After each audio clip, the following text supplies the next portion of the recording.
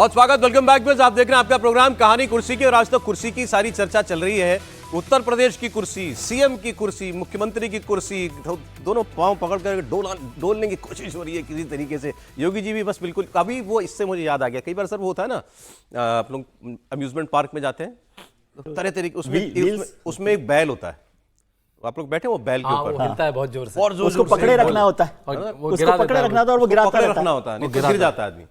तो अभी यही हो रहा है किसी तरीके से गिराओ योगी जी को। एक खबर निकाल के लाया समीर चौहानकर साहब, मैं उनकी बात पूरी नहीं सुन पाया ब्रेक से पहले, बड़ी इंटरेस्टिंग बातें वो बता रहे थे कि केशव जी ने भी सारी ताकत लगा दी है अपनी, कि भाई हमें जाना है, हमको बनना है, और क्या जवाब मिला है संघ। सर प्लीज थोड़ा सा रिवाइंड करें। केशव जी ने अपनी बात रखी थी, केशव जी ने जो उत्तर प्रदेश को लेकर मामला चल रहा है या उनका जो भी शिकायतें होंगी उस बात को लेकर उन्होंने अपनी बात जहां भी उनको रखना था उन्होंने वहां रखी है।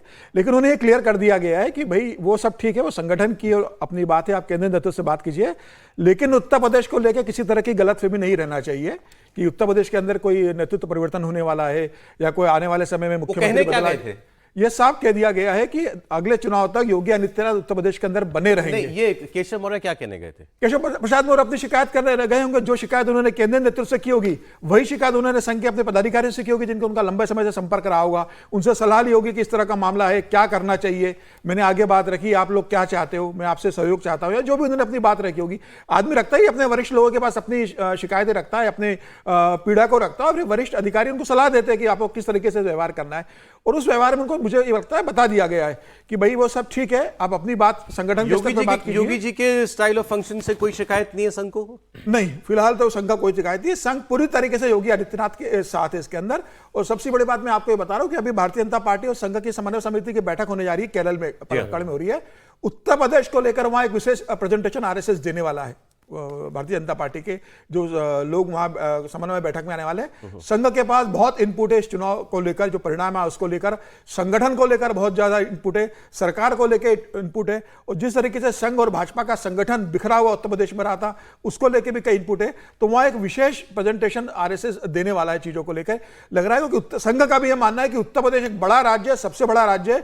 उत्तर प्रदेश में राजनीतिक रूप से भारतीय जनता पार्टी को डिस्टर्ब होने की जरूरत नहीं है और नहीं होना चाहिए वहां पर। आपने क्लियर कि संघ, आपकी खबर यह है कि संघ ने बता दिया है कि भाई योगी आदित्यनाथ के नेतृत्व में 2027 का चुनाव होगा, उससे पहले सब कुछ भूल जाए। सौरभ जी, अगर संघ के इन्होंने बात किया होगा तो बिल्कुल सही होगा उस पर, लेकिन संघ के कहने के बावजूद, वो संघ के आदमी हैं, अगर वो नहीं मान रहे हैं तो इसका क्या अर्थ है? अगर संघ तो अंतिम है ना निर्णय करने वाला, अगर कहने के बावजूद वो नहीं मान रहे हैं तो उसका क्या अर्थ होता है? ये तो समझने की बात है। वाईफाई नहीं, केवल वाईफाई, देखिए आप लोग वाईफाई चाहे इनका स्टेशन मास्टर हो सकता है लेकिन मैं ये कह रहा हूं कि अगर इसके बावजूद कोशिश कर रहा हूं, अगर वो ओपन है, नहीं, अगर वो ओपन है कि भाई हमारा जो इशू है हम उठाएंगे, तो जाहिर है कि जो कुछ मैसेज संघ ने दिया होगा शायद वो नहीं होगा उस रूप में। और योगी आदित्यनाथ जी बने रहेंगे इसमें तो अभी किसी को डाउट नहीं है, उस पर उनको भी डाउट नहीं होगा। लेकिन ये असाधारण स्थिति होगी कि संघ के शीर्ष अधिकारी के कहने के बावजूद, मतलब अगर वो एक्टिव हैं तो ये तो फिर समझ से यूपी का चीफ मिनिस्टर, एक बार आपको याद है, मैं व्यूअर्स को बता रहा हूं, टाइम्स ऑफ इंडिया के एडिटर होते थे, मैं नाम भूल गया, तो उन्होंने एक बार ये कहा था कि I have the second most important job in the country, मेरे पास देश का दूसरा सबसे महत्वपूर्ण। बल्कि कहा जाए तो उत्तर प्रदेश की जो जनसंख्या है, केवल 5 देश हैं जिसकी जनसंख्या उत्तर प्रदेश से ज्यादा, तो दुनिया के बड़े रोल्स में है। यूपी का चीफ मिनिस्टर तो बहुत बड़ी चीज है भाई, नहीं, लेकिन आपने जो जिम्मेदारी दी वो उसको मैं थोड़ा सा इन्फॉर्मेशन के तौर पे कर दूं कि हिस्टोरिकल रिकॉर्ड में मायावती जी पहली मुख्यमंत्री रही हैं उत्तर प्रदेश की, जिन्होंने 5 साल का कार्यकाल पूरा किया। उसके बाद अखिलेश जी, और योगी आदित्यनाथ पहले मुख्यमंत्री हैं जो कंटिन्यूटी में दूसरी बार एक टर्म पूरी करके अब 7 साल 7.25 साल हो गए हैं। तो दूसरा टर्म पूरा करने का तो अभी तक कोई दूसरा टर्म इतना समय, मतलब 7.5 साल का कार्यकाल मुख्यमंत्री के तौर पर किसी का कंटिन्यूएशन में नहीं रहा है जो अभी तक का हुआ है योगी जी का। डॉक्टर संपूर्णानंद 2 टर्म में रहे, लेकिन वो आधे समय में रहे हैं। केवल मायावती जी पहली मुख्यमंत्री बनी थी उत्तर प्रदेश की जो 5 साल कार्यकाल पूरा किया, और उसके बाद अखिलेश जी रहे। और कितनी बड़ी बात है कि ये 7.5 साल और अभी कोई संभावना तो 10 साल पूरे करेंगे, 3 साल दो बार रहे। हाँ, लेकिन वो पूरा नहीं हुआ उनका टर्म। अगर आप सौरभ कांग्रेस के मुख्यमंत्री देखें आजादी के बाद से 80 तक, तो 2-2 साल, 2.5 साल, 1.5 साल उसका कारण पूछेंगे तो बताएंगे कि जो उत्तर प्रदेश का अगर मुख्यमंत्री बड़ा रह गया तो उसकी फिर दावेदारी दिल्ली पे होने लगती है। तो ये जिसने लंबा होने नहीं देते, यानी अगर योगी आदित्यनाथ को लंबा होने दिया जा रहा है। आज बड़ी साफ साफ बात कर रहे हैं शांतनु। नहीं, ये तो ऐसी- साफ अब बात- यही है सर। ऐसा है, दो टर्म चीफ मिनिस्टर सुनिए, यूपी रहने मैं- का मतलब, लेकिन सर मुझे समझ दो नहीं टर्म आया। चीफ मैं नहीं कह रहा हूं, यूपी कांग्रेस चीफ क्यों नहीं मिनिस्टर होने रहने का देती थी, मतलब क्योंकि सोचिए सर। क्योंकि कांग्रेस को डर रहता था। लेकिन सौरभ सर, साहब मुझे ऐसा है। सौरभ आज नहीं है क्या डर? सौरभ मुझे कांग्रेस नहीं को डर की समझ आई बात। राजनीति रहती है उनकी। शांतनु जी जो बात कह रहे हैं वो मैसेज मुझे पूरी तरह से क्लियर नहीं हुआ, क्या कहना चाह रहे हैं? अब मैं बोलिए, बताऊं, दोबारा बोलिए। कांग्रेस कोई भी लीडर को, बड़े लीडर को बड़ा नहीं होने देना चाहती थी। अगर शरद पवार बड़े हुए हटा दिया, ममता बनर्जी बड़े हुए हटा दिया, पटनायक बड़े हुए हटा दिया, वायएसआर बड़े हुए उसके लेकिन लड़के को हटा ये दिया, तो सारे पुराना चलेगा। मतलब योगी जी को बड़ा बनाया जा रहा है, आप ऐसा कह रहे हैं? मतलब वो कोई भी नेता को नर्चर होने देती है। अगर वो नेता भाई, में लेकिन- स्पार्क है लेकिन तो नर्चर होने देती है। थोड़ा सा मुझे लगता है कि कांग्रेस के पैमाने पे उनके मानकों पर भाजपा को मत आने, मत देखा जाना। इसको स्पष्टता से मैं कहूं, कांग्रेस में किसको खतरा होता था? कांग्रेस में खतरा होता था गांधी परिवार को। यहां नरेंद्र मोदी को क्या योगी आदित्यनाथ से कोई खतरा है? सवाल ही नहीं उठता। नरेंद्र मोदी प्रधानमंत्री की कुर्सी पर, योगी आदित्यनाथ उत्तर प्रदेश के मुख्यमंत्री की कुर्सी पर, कहीं कोई भ्रम नहीं है, कहीं कोई भ्रम नहीं। जो भी भ्रम कह रहा है वो फिलहाल आज की तारीख तक, फिलहाल इसलिए लगा रहा हूं कि राजनीति में कुछ भी हो सकता है। लेकिन आज, अब इसके बाद क्यों मैं कह रहा हूं कि दोनों का मानक बदलिए? यहां एक वैचारिक अधिष्ठान राष्ट्रीय स्वयंसेवक संघ है, वो तय करेगा कि राष्ट्रीय विमर्श के लिहाज से कौन सा नेतृत्व है जो आगे देश की दशा दिशा को उस तरह से बेहतर कर सकता है। यह भूमिका हमेशा रहेगी। जो लोग नहीं मानते हैं उनको अगले 2 से 3 महीनों में स्पष्ट हो जाएगा, अभी भी हो रहा है स्पष्ट, आगे और स्पष्ट हो जाएगा। मुझे लगता है कि असली मुश्किल फंक्शनिंग को लेकर हो सकती है, असली मुश्किल संगठन और सरकार के बीच में जो नहीं, पहले ही हो गया था, हर्षवर्धन, वो सिर्फ केशव मौर्य का नहीं है। इस पर हमने बहुत बात कर ली। बात अब जो उठाई गई वो दूसरी है। मैं एक मैक्रो लेवल की बात कर लेकिन रहा मैं था। वही तो कह रहा हूं, क्या मैं तो बहुत स्पष्टता से बोल रहा हूं, क्या नरेंद्र मोदी को योगी आदित्यनाथ नहीं, से कोई खतरा नहीं है? बात इस नहीं पर है। तो कोई प्रश्न ही तो नहीं है। सबसे बड़ा सवाल यही है। नहीं, आप असली सवाल जान करके उस पर नहीं जा रहे हैं। हाँ, असली सवाल दूसरा है। नहीं, जो आप अब सवाल दूसरा है। नहीं नहीं, आप जो कह रहे हैं, विजय सुनिए, जी, सुनिए, कौन सा सुनिए। सवाल है बताइए? जो नहीं, अमित सवाल शाह ये नहीं, है, वो मैं उसका समझ जवाब गया। दूंगा। नहीं, नहीं, ये आपका बहस हो इशारा ही जो नहीं। है, इनका इशारा जो है, नहीं, विजय जी जो कह रहे हैं, मैं सुनिए, उसका जवाब दूंगा बड़े ना। सुनिए, अमित शाह जी में और योगी आदित्यनाथ जी में ये स्ट्रगल है कि 2 नंबर कौन रहेगा। सुनिए, उत्तराधिकार। सुनिए, जो योगी आदित्य सक्सेशन की लड़ाई। नहीं, मेरे जानकारी में इस प्रकार का भी स्ट्रगल नहीं है। ये लोग जो समर्थक है उनके, वो सोशल मीडिया, योगी जी का मानना यह है कि अमित शाह जी के सहयोग से मैं मुख्यमंत्री बना हूं, बिल्कुल। और मेरा समय खत्म नहीं हो रहा है, मेरी उम्र कम है, मैं 20 साल बाद भी बन सकता हूं। ये मैं बता रहा हूं, बिल्कुल ऑथेंटिक नहीं, बात बता मैं रहा हूं दूसरी बात कि कह मैं रहा हूं। 20 साल बाद भी लीडर बन सकता हूं। मेरी कोई लड़ाई कैसे हो सकती है उनसे? और जो लोग ये उठाते हैं उनको योगी आदित्यनाथ डांटते भी हैं, ये फैक्ट है। बिल्कुल। तो जो लोग उठा रहे हैं एक अज्ञानी लोग हैं, और बाहर के लोग उठा सकते हैं, पत्रकारों की भूमिका है। चूंकि अब मैं इसमें छायावादी भाषा बोलूं तो आपको आनंद आएगा, दर्शकों को भी हमारे आएगा, लेकिन जो सच है, जो मेरी पूरी जानकारी है, वो मैं बोल रहा हूं कि योगी आदित्यनाथ जी ने ऐसे लोगों से स्पष्ट कहा है कि मैं 20-25 साल बाद भी मेरे हाथ में लीडरशिप आएगा तो मैं उसके लिए भी तैयार रहूंगा। मैं अभी लीडरशिप के लिए नहीं हूं, ये आप लोग ध्यान रखिए और इसी हिसाब से आगे सोचिए। और अमित शाह जी से उनकी बातचीत लगभग डेली होती है, लगभग डेली होती है। ये हो सकता है 2 मिनट 3 मिनट की हो। तो ये एक है जिसके बारे में हुआ बनाया गया। बाकी पॉलिटिक्स में किसी की लोकप्रियता बढ़ती है ना, तो थोड़ी बहुत दिक्कत किसी को होती है, और नॉर्मल मनुष्य का स्वभाव है। इसके आगे इसमें कुछ देखना जो है वो थोड़ा ज्यादा निकालना है। नहीं, मैं दूसरी बात कह रहा हूं, आप है ना इस बात को आगे ले गए। व्यंजना में बात नहीं, नहीं करनी नहीं, है, हर्ष जी, तो मैं- इसलिए मैं एक लाइन तो जोड़ूंगा, जरूर जिससे जोड़िए। ठीक है, क्योंकि लोगों को स्पष्टता हो। जरूर। नहीं, ऐसा भी नहीं है कि योगी जी की और अमित शाह की रोज रोज बात होती है। ये मतलब इसको पक्के तौर पर जान लीजिए, ऐसा कतई नहीं है। हाँ, महत्वपूर्ण विषय हो तो भले गुडविल वाले आदमी हैं। हाँ? गुडविल वाले आदमी। नहीं, ये अच्छा है। अवधेश जी वरिष्ठ हैं तो हमसे ज्यादा समझ होगी उनकी। ना, ये डेली इसमें कोई- का देखिए, डेली मेरा का ये कहना, देखिए, ये डेली का कोई मतलब छिपी हुई अक्सर बात बात नहीं। अक्सर बात होती है, और शब्दों में महत्वाकांक्षा बात एक एक करके होगी। सर, एक एक करके। महत्वाकांक्षा होगी है, उत्तराधिकार की लड़ाई होगी है, होनी भी चाहिए। लेकिन चूंकि ये कांग्रेस की तरह फंक्शन नहीं करता है, इसलिए उत्तराधिकार तय होने के तरीके यहां अलग हैं। कोई सीधे दावा करके कुछ कर लेगा ऐसा संभव नहीं है। और इसको हमारे जिसको कहते हैं ना कि आप सबसे अच्छा होता है कि भाई उदाहरण देख लीजिए, प्रेसिडेंस क्या है। तो बीजेपी के प्रेसिडेंस आप देख लीजिए तो आपको बहुत अच्छे से समझ अजी में आ जाएगा। केशव मौर्य जी का एक एक लाइन में ट्वीट आया है। डेली केशव शब्द मौर्य जी का मतलब एक ऑफ ट्वीट है। आया है, इतना नहीं, वो इतना शब्द बात। प्रयोग में हुआ, डेली का मतलब ऑफ है। ऑफन। रेगुलर बात। केशव मौर्य साहब देखिए अभी लिख रहे हैं, चलेगा। अभी मैंने आपको बयान सुनाया था अखिलेश यादव जी का, जिसमें वो कह रहे हैं कि मौर्य जी तो मोहरा है, दिल्ली के पासवर्ड वाईफाई का पासवर्ड है। अब केशव जी लिख रहे हैं, कांग्रेस का मोहरा बन चुके सपा बहादुर श्री अखिलेश यादव जी को भाजपा को लेकर गलतफहमी पालने, अति पिछड़ों को निशाना बनाने, अपमान करने की जगह सपा को समाप्त होने से बचाने पर ध्यान दें। भाजपा 2027 में 2017 दोहराएगी, कमल खिला है, खिलेगा, खिलता रहेगा। क्या बात है। मैं दूसरी बात कह रहा हूं सर, हम लोग कुछ ज्यादा आगे चले गए। मैं सत्ता संघर्ष की जब बात की तो अभी सत्ता संघर्ष उत्तर प्रदेश का है, जिसमें केशव मौर्य उस सत्ता संघर्ष के लिए लड़ रहे हैं। मैं वहां, आप तो बहुत आगे चले गए योगी जी का और अमित शाह जी पर और प्रधानमंत्री जी पर। मुझे तो नहीं लग रहा था कि प्रधानमंत्री जी और योगी आदित्यनाथ के बीच के सत्ता संघर्ष की अभी कोई सोच भी रहा है या चर्चा कर रहा है। और अमित शाह और योगी आदित्यनाथ के सत्ता संघर्ष की अभी बात है। योगी, जो मेरा सवाल था कि क्या केशव प्रसाद मौर्य मुख्यमंत्री बनने के लिए, सीधा सवाल है, मतलब इसको सत्ता संघर्ष कहे तो वो सत्ता संघर्ष केशव प्रसाद मौर्य वर्सेस योगी आदित्यनाथ की बात कर रहा हूं। और उसमें यदि समीर जी कह रहे हैं कि संघ ने भी उनको समझा दिया और अवधेश जी कह रहे हैं, जो भी बात बिल्कुल ठीक है, कि संघ के अधिकारियों के बाद भी यदि कोई नहीं समझ रहा तो गंभीर मसला है।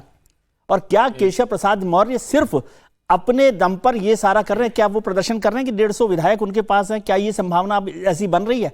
जिस तरह से वो चल रहे हैं, ये सत्ता संघर्ष केशव प्रसाद मौर्य वर्सेस योगी आदित्यनाथ पर मैं चर्चा कर रहा हूं कि वो है कि नहीं है, इस पर बात करें। वो आगे तो अभी बहुत आगे चले गए हम लोग।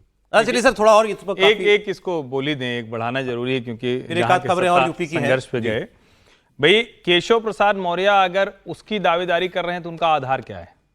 ये तो वो अगर आप मैं वही बोल रहा हूं अभी। अगर आप कहेंगे कि भाई उत्तर प्रदेश में सीटें कम हो गई, 33 रह गई 62 से, तो इसलिए उस पर चर्चा होनी चाहिए। तो सवाल यह भी खड़ा होगा कि इलाहाबाद और उसके आसपास की सीटों पर केशव प्रसाद मौर्य वो उप मुख्यमंत्री हैं, वहीं के नेता हैं, तो इलाहाबाद, कौशाम्बी, प्रतापगढ़, उसके आसपास क्या परफॉर्मेंस रही?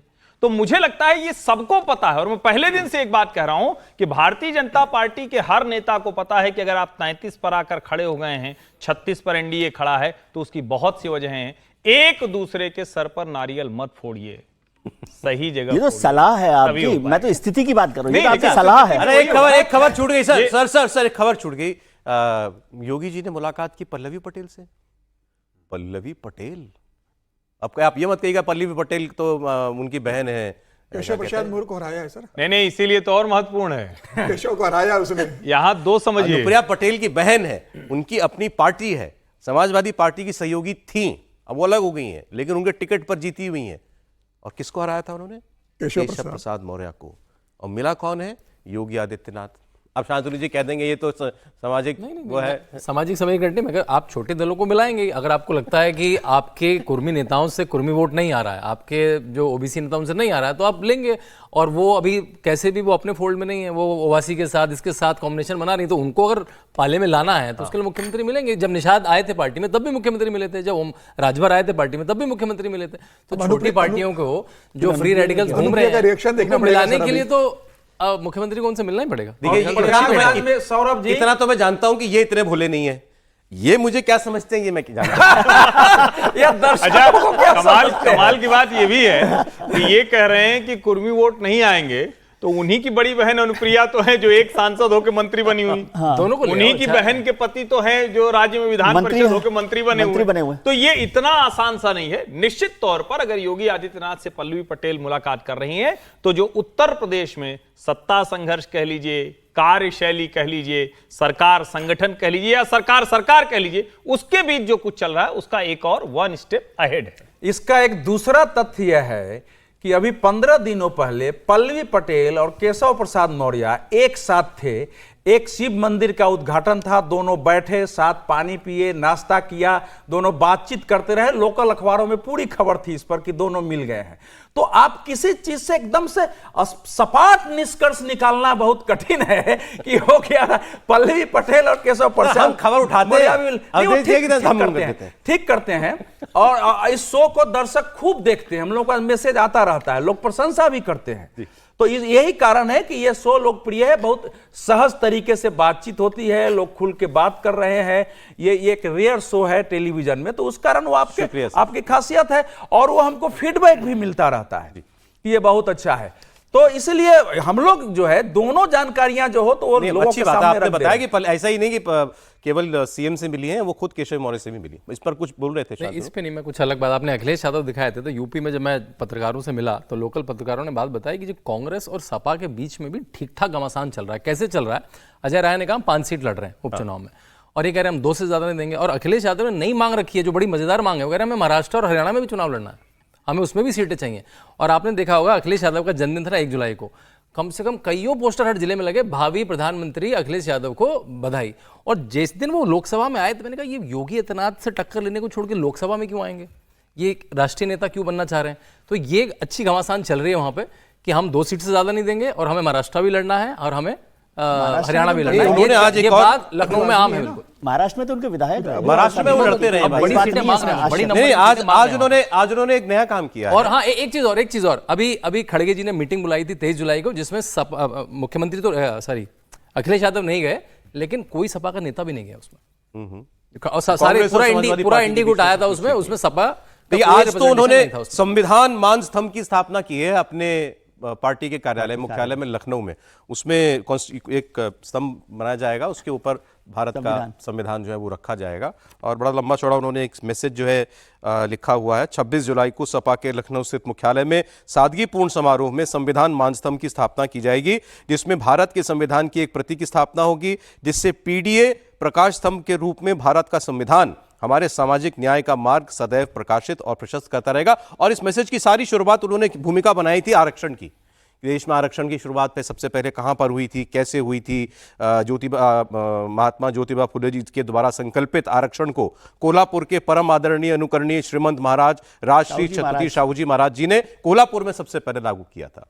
तो आरक्षण, पीडीए और संविधान, साहू जी महाराज के नाम पर मायावती जी ने जिला बनाया, तो अखिलेश जी ने नाम ही बदल दिया। इतना ज्यादा इतना नाम उसका नाम फिर से पलट के क्या हो गया, वो नाम अभी मुझे ध्यान नहीं आ रहा। वो छत्रपति साहू जी महाराज उन्होंने किया था, मायावती ने, इन्होंने पलट दिया। इन्होंने कहा कि ना सारे जिलों के नाम वैसे ही रहे। समीर जी, पीडीए, संविधान, और देखिए सब एक साथ। एक लाइन समीर जी के पास जाने से पहले, इस देश की राजनीति नरेंद्र मोदी के दिखाए रास्ते पर ही चलेगी, ये तय हो गया। अगर अखिलेश यादव अपनी पार्टी में संविधान मान स्तंभ लगा रहे हैं, तो स्वतंत्र भारत में नरेंद्र मोदी पहले प्रधानमंत्री थे जिन्होंने संविधान दिवस मनाया, संविधान का सत्र उसी पर चलाया और बाकायदा संविधान को सर नवाकर हर सत्र की शुरुआत की। अब कार्यालयों में जा रहा है, ये बहुत अच्छा है, ये अच्छी चीज है। बस ये है कि उसका, जिसको कहते हैं ना कि अराजकता, झूठ वाला हिस्सा अगर न करें तो ये अच्छा है। सबको संविधान मानना चाहिए। एक अपडेट और दे दूं, ये पल्लवी पटेल की योगी आदित्यनाथ से मुलाकात पर भी बोले अखिलेश यादव। उन्होंने कहा वहां जाकर उनको क्या मिलेगा, वो पीडीए परिवार की हैं पल्लवी पटेल, हम उनकी सदस्यता खत्म करने को नहीं कहेंगे। सौरभ भाई, छोटी सी बात, बहुत छत्रपति साहू जी नगर है, वो अमेठी का नाम था और वो वापस अमेठी हो, वापस अमेठी कर दिया गया। देखिए संविधान तो आप बचाने, देश का नाम बदल देंगे तो ऐसे ही होगा ना। देखिए संविधान बचाने की बात तो पूरा लोकसभा चुनाव के दौरान चली और हिंदुस्तान के अंदर इतना संविधान हुआ कि अब अमेरिका में भी संविधान बचाने की बात हो रही है। कमला हैरिस कह रही है, जो बाइडेन कह रहे हैं कि हमको संविधान बचाना है, ट्रंप को हराना है और संविधान बचाना है। तो हिंदुस्तान के संविधान बचाने की बात अब अमेरिका तक पहुंच गई है। ठीक है, वहां आरक्षण की बात नहीं हो रही कि वहां आरक्षण का कोई ऐसा मसला नहीं है। राहुल जी से कमला जी सीख रहे हैं या कमला जी से राहुल, ये दोनों किसी से सीख रहे हैं, दोनों किसी से सीख रहे हैं। आप दूसरे देखिए, अब जिस हिसाब से अखिलेश यादव जो राजनीति कर रहे हैं, अब अखिलेश यादव को समझ में आ गया कि भाई सिर्फ एमवा समीकरण से राजनीति नहीं होगी। मुलायम को, मुस्लिम को लेकर और यादव को लेकर राजनीति उत्तर प्रदेश के अंदर नहीं हो सकती। अब जो उन्होंने पीडीए की बात की थी, जिस तरीके से उन्होंने वहां टिकट बांटे पीडीए में और जिस तरीके से उसका परिणाम आया लोकसभा चुनाव में, अखिलेश जानते हैं कि विधानसभा चुनाव भी वो पीडीए की दम पर लड़ेंगे। और जिस तरीके से उन्हें समर्थन मिल गया है, तो ये उम्मीद कर रहे हैं कि अगर मैं इसी लाइन पे आगे बढ़ूंगा तो मैं सरकार भी बनाने की स्थिति में आ जाऊंगा।